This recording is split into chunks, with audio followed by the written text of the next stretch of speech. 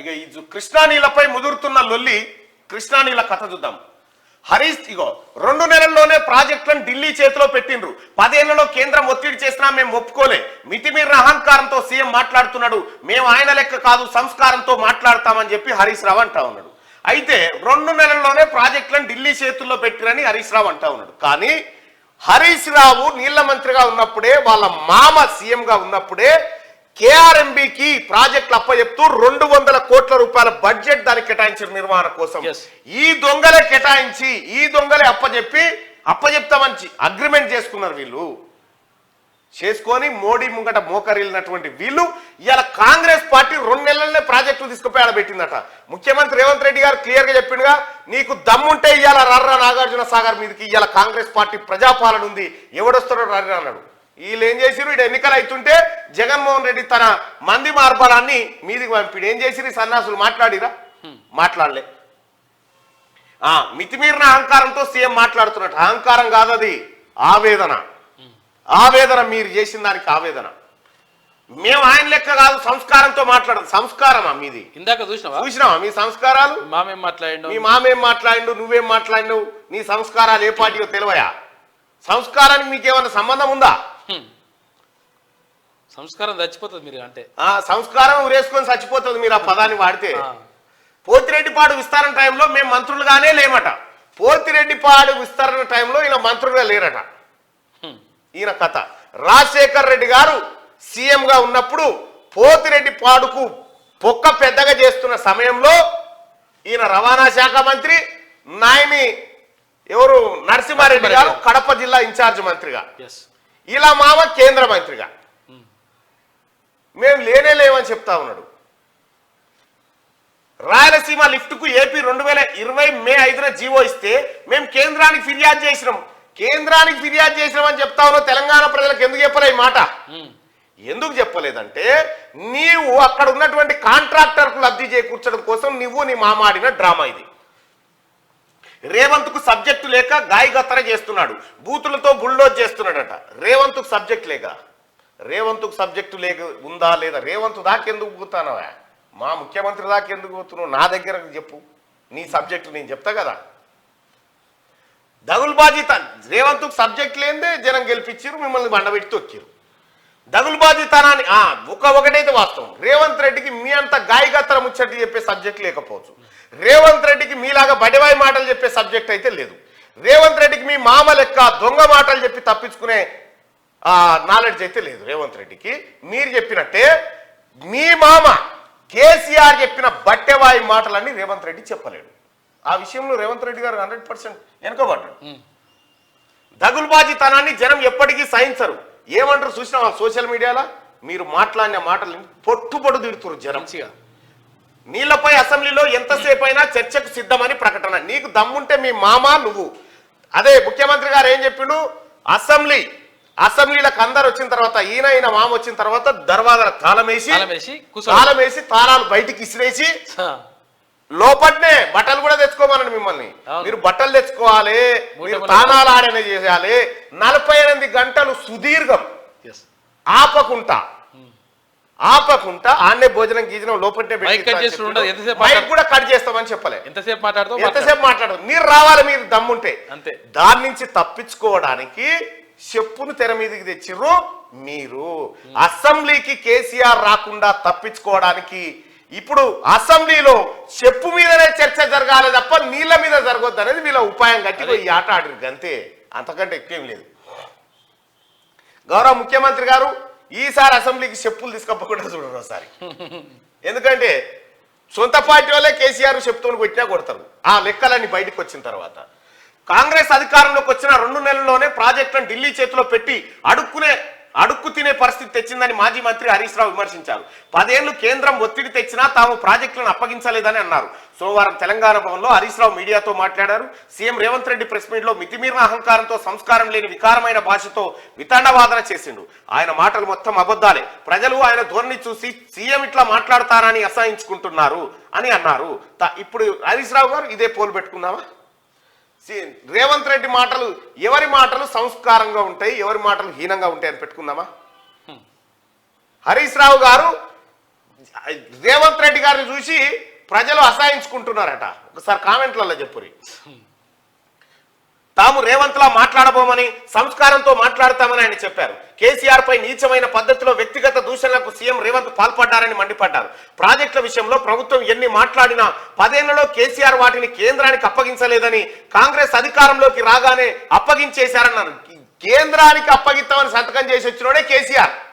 అరే గుడి ఇక్కడ 551 టీఎంసీ ఆడి పోదాం, ఉత్తమ్ కుమార్ రెడ్డి గారి కౌంటర్ దగ్గర పోదాం అన్నారు. జనవరి 17 ఫిబ్రవరి 1న కేంద్ర జలశక్తి శాఖ కేఆర్ఎంబి మినిట్స్ లో శ్రీశైలం నాగార్జున సాగర్ కంపోనెంట్స్ అప్పగిస్తామని అంగీకరించినట్లు ఉందని తెలిపారు. నాగార్జున సాగర్ పైకి తెలంగాణ ఇంజనీర్లు వెళ్లాలన్నా సిఆర్పిఎఫ్ కు కేఆర్ఎంబి ఆదేశాలు ఇవ్వాల్సిందేనని మినిట్స్ లో ఉందని ఈయన చెప్పిండు. ఈ ముచ్చట ఓకేనా?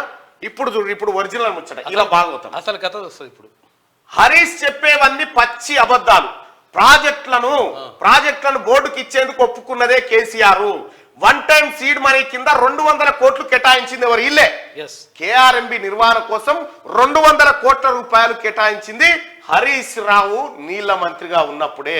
మేము మీకు ప్రాజెక్టులు అప్పగిస్తా ఉన్నాం, అప్పగించే ప్రాజెక్టుల నిర్వహణ కోసం కేఆర్ఎంబికి 200 కోట్లు ఇస్తా ఉన్నామని చెప్పి బడ్జెట్ కేటాయించింది. భారీ నీటిపారుదల శాఖ మంత్రి ఈయననే.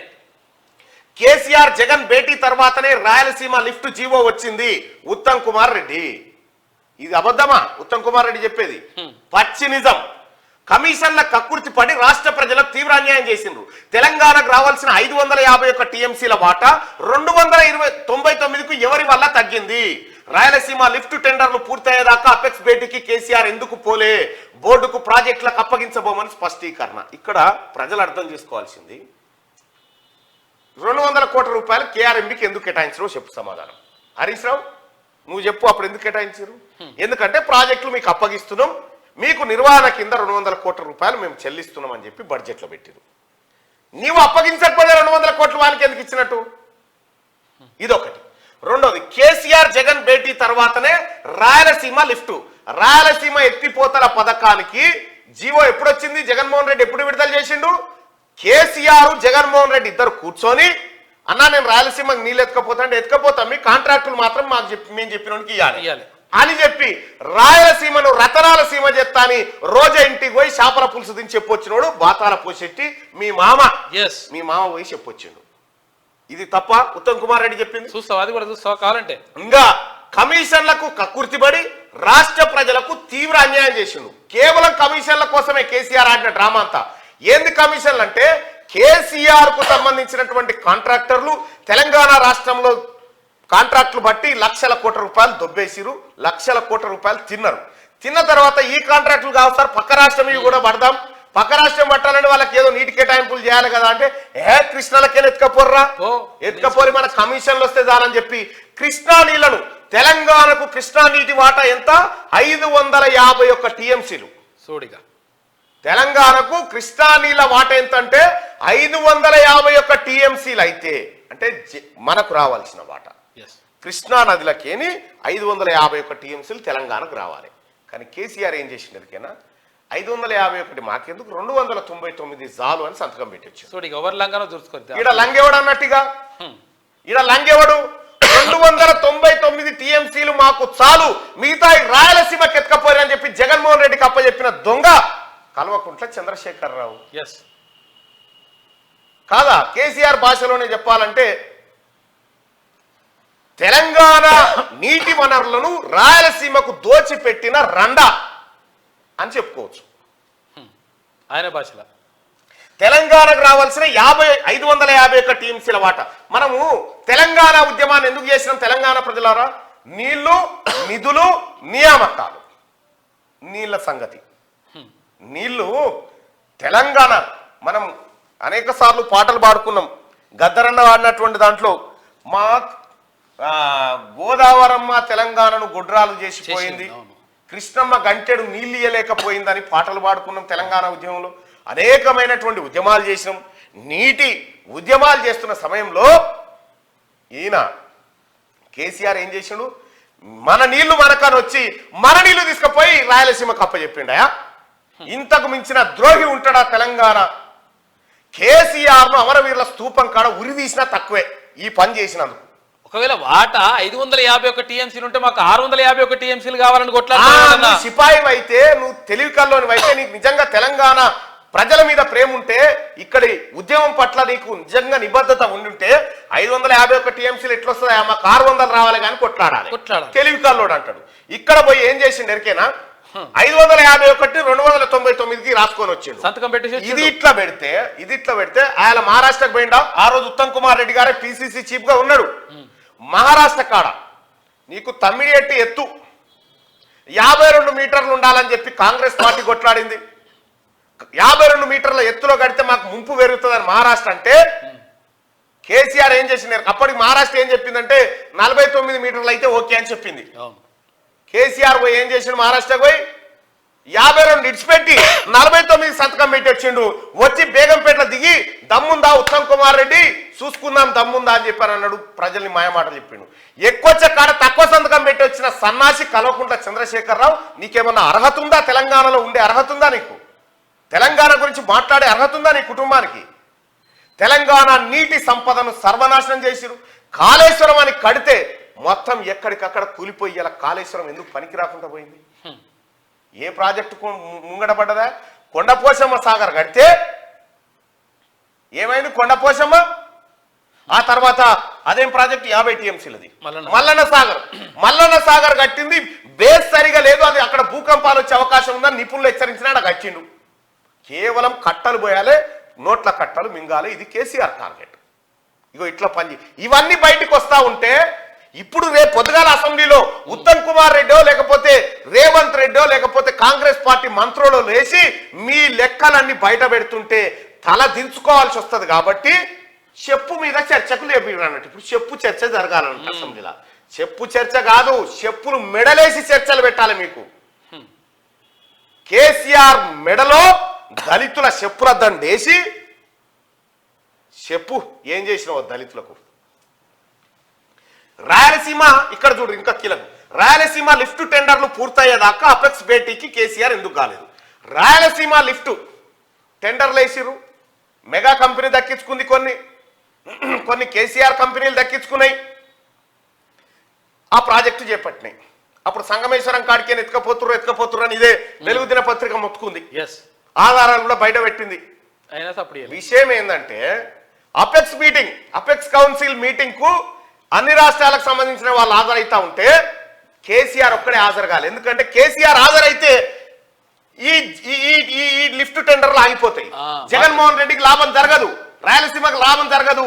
ఈయన కేసీఆర్ కోరుకున్న వాళ్ళ కాంట్రాక్టులు ఆగిపోతాయి అన్న ఉద్దేశంతో కేసీఆర్ అపెక్స్ కౌన్సిల్ కు ఏం చెప్పిండు మనకు ఏముంటది అపెక్స్ కౌన్సిల్ పోతే ఈయన పుట్టినాలు అవి పెడతారు, బాదం పలుకులు అవి కూడా కూర్చోవాలి ఇదారా అన్నాడు. పోరి దొంగ నువ్వు అలా పోయినుంటే ఆడికి అపెక్స్ కౌన్సిల్ పోయి ఇక్కడ అక్రమంగా లిఫ్ట్ పెడతా ఉన్నారని చెప్పి నువ్వు వాదించినంటే ఇవాళ పరిస్థితి ఇట్లా ఉండేది కాదు. కేసీఆర్ ఇగో నీ కథ. బోర్డుకు ప్రాజెక్టులను అప్పగించబోమని కాంగ్రెస్ ప్రభుత్వం టెన్షన్ గా చెప్తా ఉంది.